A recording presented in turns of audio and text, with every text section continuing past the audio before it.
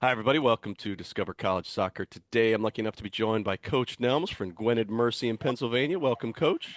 Hey, Matt, welcome. It's what a privilege to be here. Thank you. Glad to have you. I know I've talked to the other side of the soccer program over there, but it's nice to talk to you and the women's side. So, um, we were just talking. Last weekend was huge. You had the RL showcase, the NL showcase, and the Yep. DPL showcase all here in the state of Florida. A lot of recruiting going on. What Where do you guys stand right now as a Division III school? I mean, you went to the conference final. You've had a great year. So, kind of, where do you guys stand right now, class of 26? And how much are you looking at 27s? What's that all look for you guys? Well, Matt. You know what? It's starting this program 5 years ago, and really starting from the ground up, where I took a beating, or team took a beating for the first couple of years, where I begged for players, so I had enough players, so we weren't, going to lose you know, our program. And we built that really well. So it's really nice. I was in Harrisburg uh, last weekend, and I did an ID clinic there, and it was all 2027s and 2028s. And it was my first time in this program 5 years that I'm not just looking for 2026s. I'm where most schools are, where you're looking at 2027, 2028. That's why I feel like I've made a lot of ground. I'm catching a lot of ground up, if that makes sense to you. Yeah. Am I in the Division III, or you're always looking for uh, another 2026? Listen, I'm a 19 goal scorer that is graduating in May. So they don't just pluck off a tree, especially at our level. So and our two goalies that were phenomenal this year were seniors. So I'm really focusing on getting goalkeepers this year and next year. Yeah.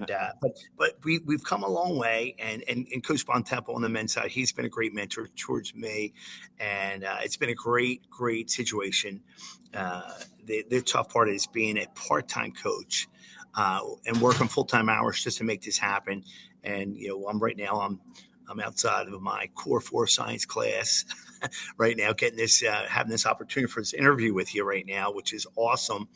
But so I'm always trying to make it available. I want our program to make it to that next level, and that's what gets me energized and ready to go.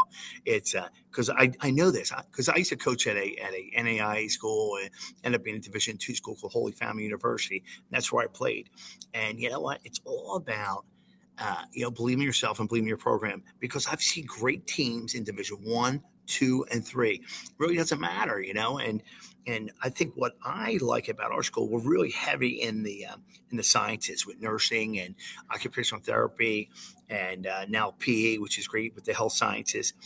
That gives us a great situation because a lot of the females want to go in for our program that is ranked one of the highest in the state and in the country in nursing.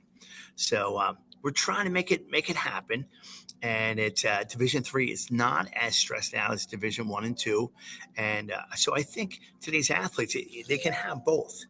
At my level, so I think that's the only advantage I get, because it's all academic money. It's not, there's no athletic money there.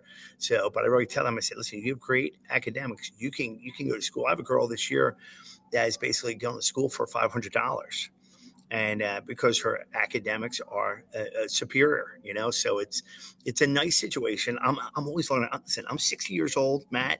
I've been coaching for so long. Started when I was 15 years old, never stopped. And I tell you, I'm always learning.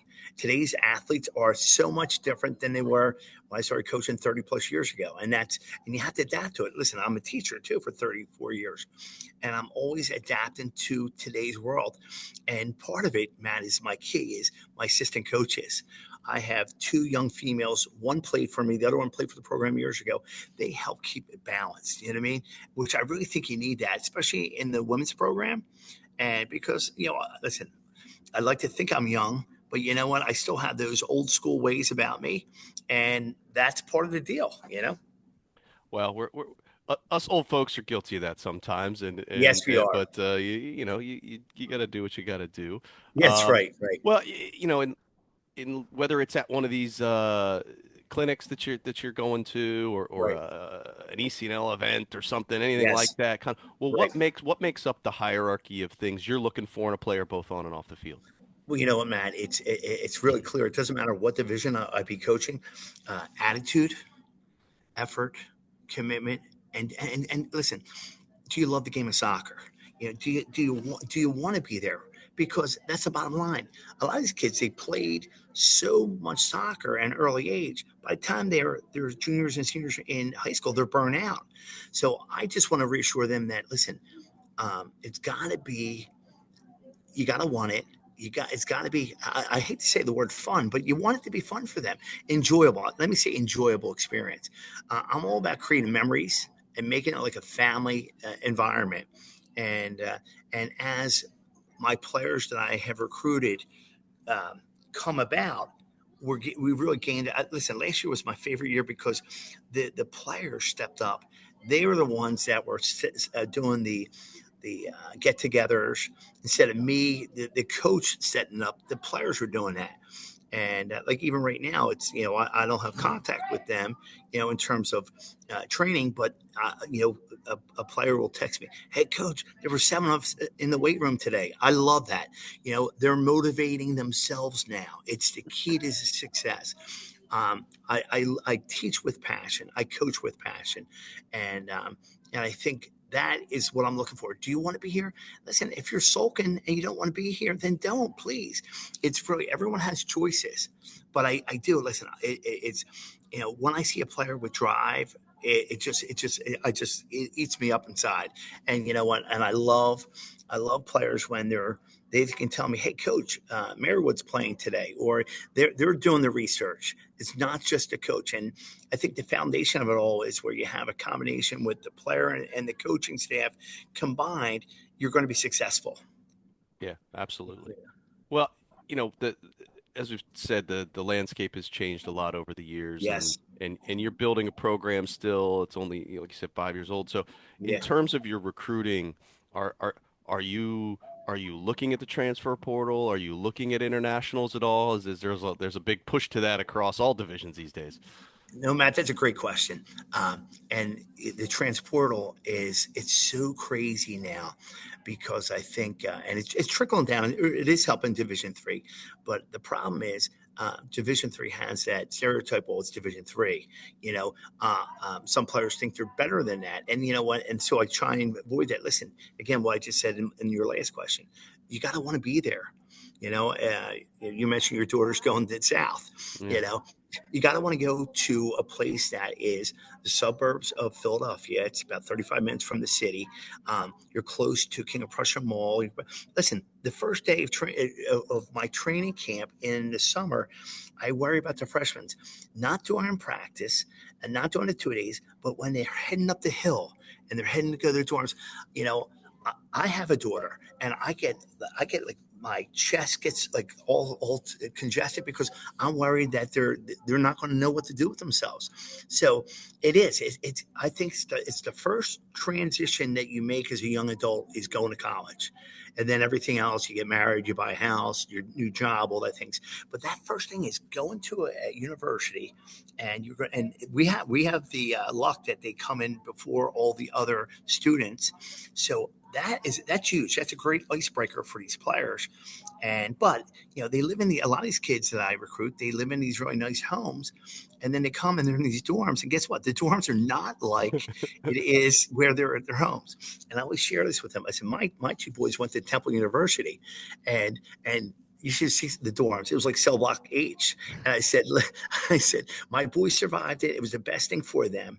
It made them more well-rounded, and they appreciate other people. And I try and say that to my players too. But getting back to your original question is like with the recruiting, it's you go to these ID clinics, you go to them.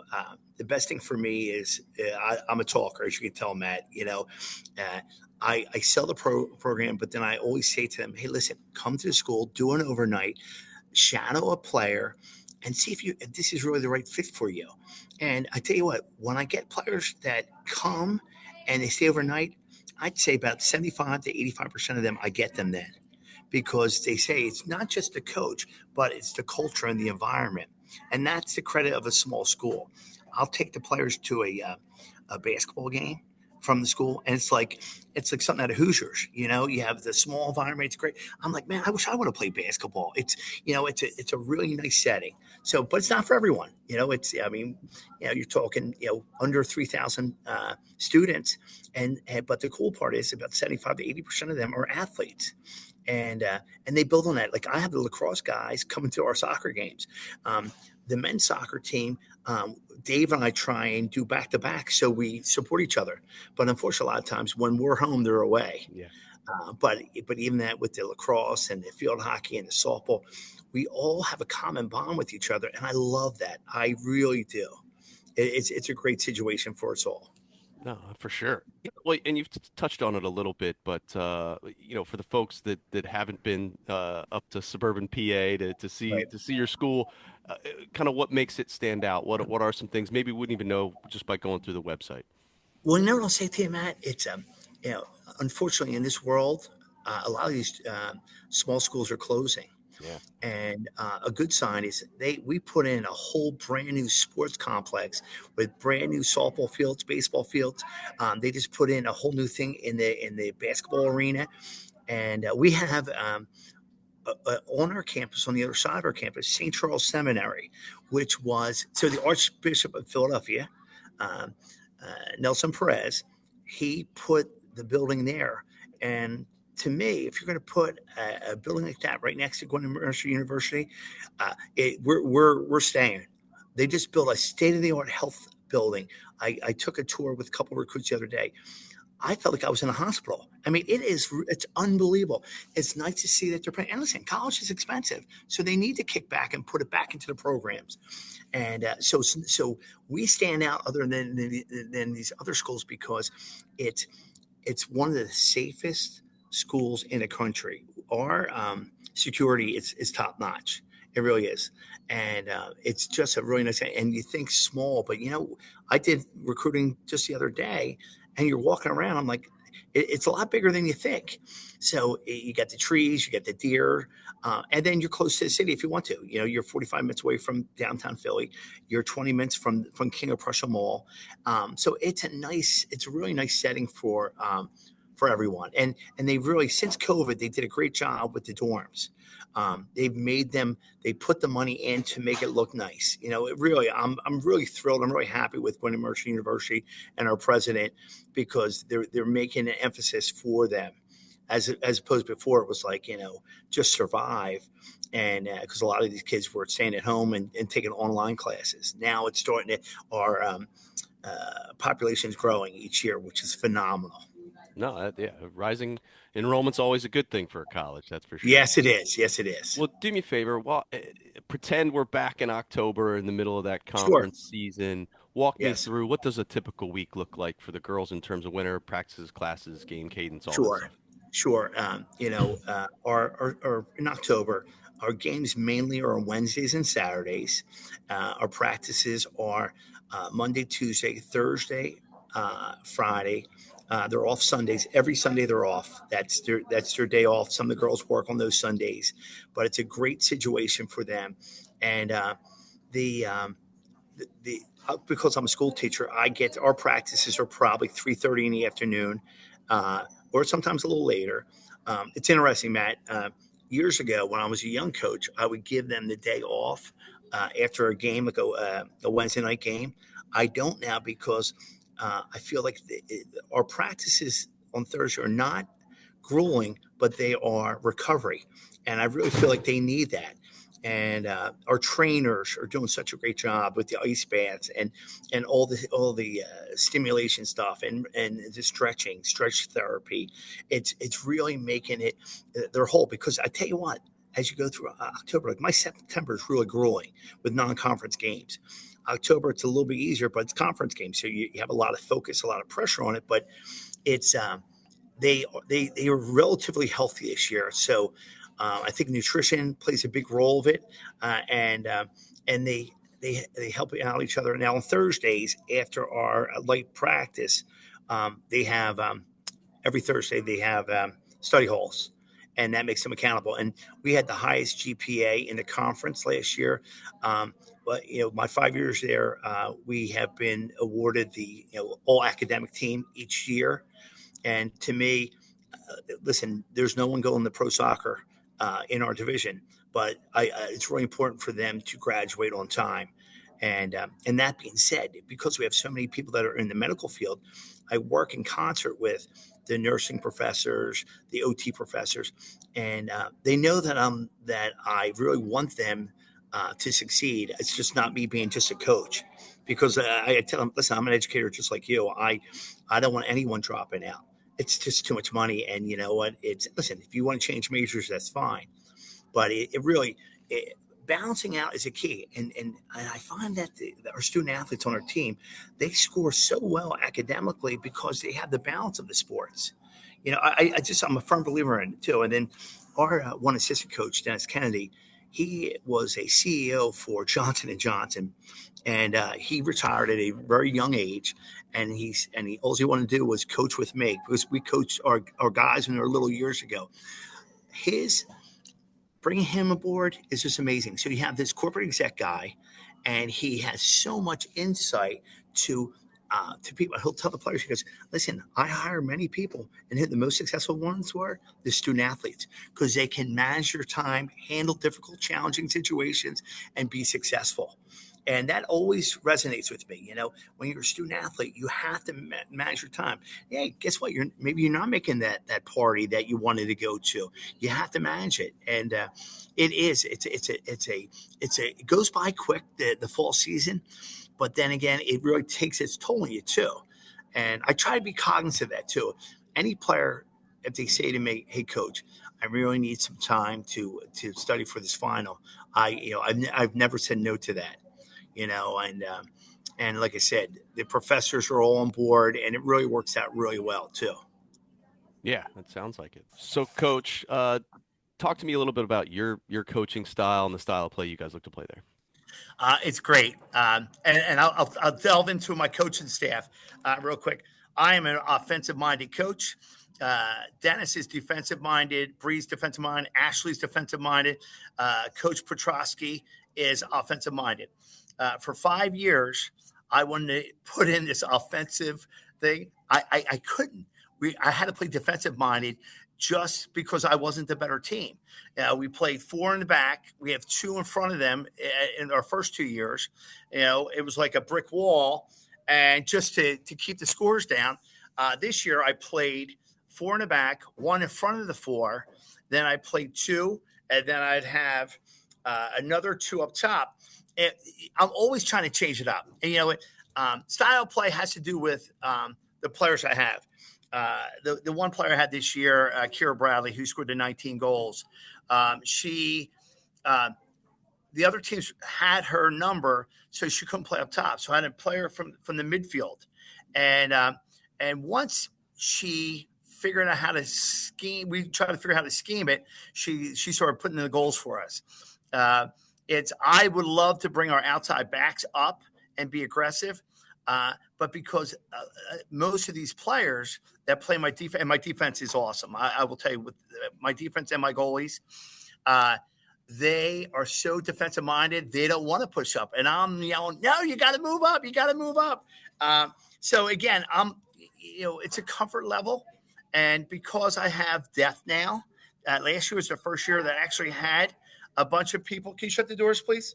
That I had a bunch of players that can come off the bench. Matt, I never had that before. And it was such a great situation. I think that's why we were healthy at the end of the year. Listen, I'm not a coach. I'm going to have 40 players on the roster. I don't believe in that, especially at Division III level. I want my players to play. And it's up to me. If I recruit you, you're going to play. And that's why we play non-conference games. And sometimes we lose those non-conference games because I put a freshman in the game in a very challenging situation. And, of course, as a coach, you don't want to lose any games. But you know what? You gain so much growth by giving them the opportunity to learn and grow. And you may not win now, but you win down the road. Yeah. And, hey, coach gave me this opportunity to play. And that's what I really try and do. But everything's earned. And throughout the season, I say this all the time, you can win these spots if you work hard in practice. And a lot of people say that. Man, I moved two midfielders and a defenseman in the game right before playoff time because they earned a spot.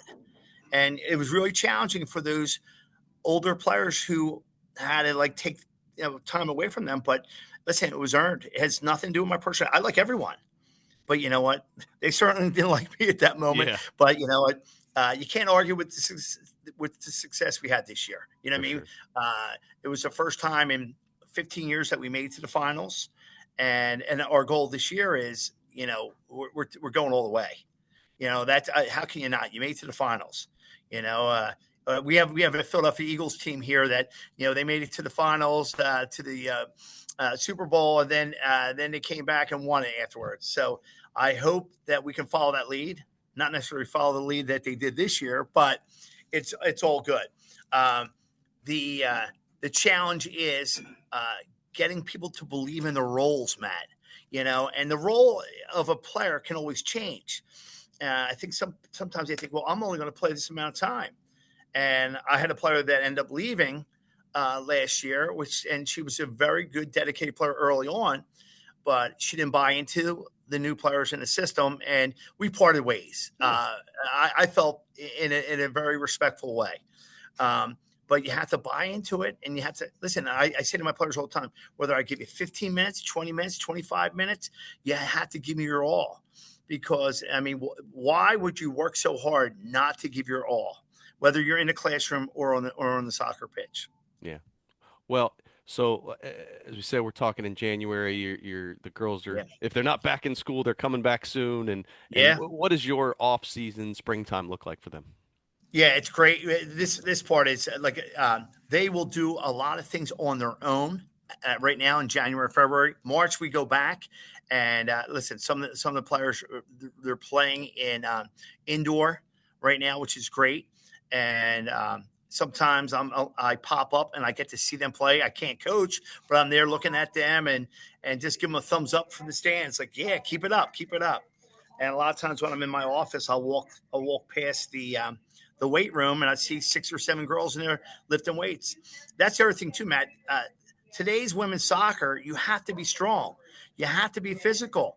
This is where the transformation has changed so much. It's a strong physical game, and they have to play that way. And I love seeing my players develop that way. Not just endurance, but you got to have strength too. And so they're doing that. This is stuff that I used to have to beg them to do a couple of years ago. Now they're doing it on their own. It makes my job a lot easier. It makes me look good. But you know what? It makes them look good and they play better that way. So we'll get into March, and it's our our off season technically. We'll practice 2 to 3 days during the week, maybe one day in the weekend, uh, tops. And we get to do we're going to do a round robin tournament at Arcadia University where we'll play 4 different teams from a better conference. So it's a challenge for us. And I love that, And so we may lose 4 games in a row, but it makes us better. Listen, we now we're not the bottom of the barrel. Next year we're going to be probably ranked either 1 or 2 in our conference. I've never had that. We were always ranked the worst team in the conference. Now to be ranked either the first or second, man, I am so joyful of that. And I want to keep that going. So it inspires me. It really does. No, that's great. Well, Coach, you've given us some great insights, some good stuff about the school. I'm going to leave you with one last question, and that is, Sure, if you Matt. had a piece of advice for somebody going through this college recruiting process right Yeah. now, what would that be? Okay, the thing is, be honest, straightforward, and tell them, listen, come to our school, see what we're all about, and if you believe in it, then you come. But if it turns out I don't want a small school, I want to go Penn State, a big school, and play club side. There's nothing wrong with that. But again, being honest, talking about your grades, how important they are. You're not going to play if you're academically ineligible. Yeah, this is not a party school. This is for you to get your education. Uh, uh, and play for pride. Matt, the one thing that gets me, and I know I sound like an old fart, but I'm going to say it anyway. I get excited every time they play the national anthem. Uh, it just is it's riveting. It really is. And I say to my players, I said, I'm going to give you a stat. I'm only about statistics, and I'll say, you know what? 3% of all high school soccer players. Uh, there's only 3% of all soccer players from high school that are playing college level. That's pretty special. That's pretty special. You're one at 3% in the whole nation. So again, it's no joke to play at the college level, to play in the NCAA, to play in the Atlantic East Conference that we play in, and it's just building memories. And that's why I say too, Matt. You know what? My nickname's Nelmsy, right? And they'll say, Nelmsy, what's the greatest thing about soccer? And I mean this. It's relationships. Matt, I feel like I built a relationship with you just today, man, and Yep. just you sharing your experiences and getting ready with your daughter. My daughter's a junior in high school and college now, and it just seems like yesterday I was going through that whole process with her. I wish you luck with that, and I appreciate the time that you gave me today. It means so much for me and our program. Well, thank you, Coach, and hopefully we will see you in that America East title game in the fall. Matt, I hope so. I'm calling you. You know that, buddy. That's right. That's right. I love it. All And good right. luck with everything you're doing too. This is a great service, and I really appreciate it. Thanks, Coach. Thanks for your time.